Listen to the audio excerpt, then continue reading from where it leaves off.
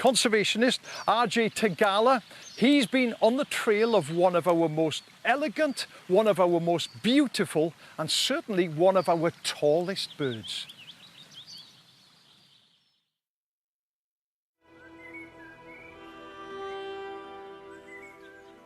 There's a large bird that was once widespread across Great Britain.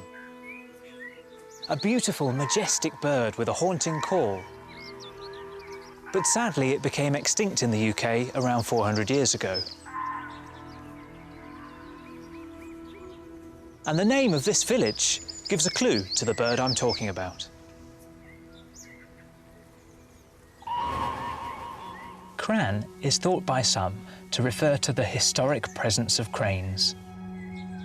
They were once common enough to give their name to settlements all across Great Britain, from Scotland to the south coast.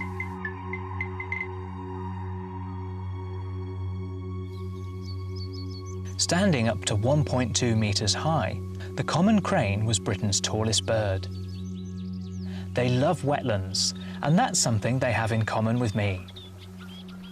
Today, I work as a ranger in the East Anglian Fens, where important habitat like this is being expanded to create more space for wetland wildlife. It's a habitat which was once much more abundant throughout the UK and provided a home to a whole host of wonderful wildlife. But over the past 500 years, much of it has been lost to drainage. This, combined with hunting, led to the extinction of the common crane. But there's fantastic news. Cranes are making a comeback and are once again breeding here in the Fens. Their return is partly down to the creation and protection of these vital habitats, but it's also thanks to a valiant pair who flew across the North Sea from continental Europe to the Norfolk Broads around 40 years ago. I'll never forget the first time I saw cranes. I was in my late teens visiting the Norfolk Broads, and a group flew high overhead, and it was just amazing to realise that these were actually resident birds that I was seeing in the UK.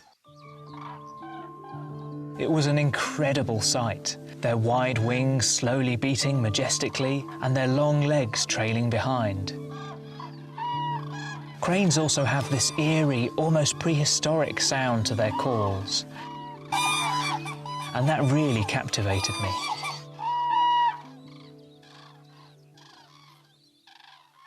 In recent years, more European cranes have continued to colonise the UK, and breeding pairs in the Fens have reached double figures. That might not sound like much, but for cranes, these are significant numbers. Cranes have very specific requirements. They like an area that's got a little bit of standing water, because that way their nests are protected from predators, and that's taken even further by having tall reeds around to disguise them. So they like to be hidden away in a spot where they're undisturbed. But it also makes them really hard for us to see as well. And this time of year, when they're looking after their young or incubating their eggs, they keep very hidden. Crane locations are often cloaked in secrecy for very good reason. As a returning bird to the UK, they spark a lot of interest. But it's vital that we give them the space they need to increase their numbers. 2 years ago, this incredible footage was captured on a remote camera in the Fens, a pair with one young chick. This year, I've come to see if another Fenland pair will be just as successful, but I'm keeping a very respectful distance. Brilliant. This is a pair with young chicks. It's absolutely fantastic to be watching a breeding pair of cranes feeding their young here in this habitat near my home. Such a fantastic feeling. These chicks are about the size of a chicken at the moment, so they've got a lot of growing to do before they reach the towering height of their parents. Grazed grassland is a really good habitat for foraging, and this is really important for feeding their young because they can catch young insects, small spiders. I find it so encouraging that numbers are doing well, and to see habitat restoration enabling rare wildlife to make a comeback and expand its range. It's so important that habitat expansion projects take place, because if they continue to do well and increase in numbers, they need an increasing amount of habitat to support them. So they're only going to continue to be successful if they've got spaces to live, to feed and to breed.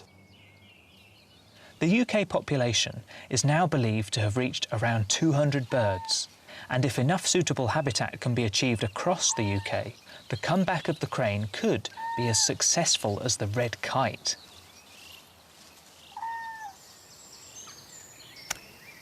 Absolutely stunning birds, and isn't it great to see their recovery?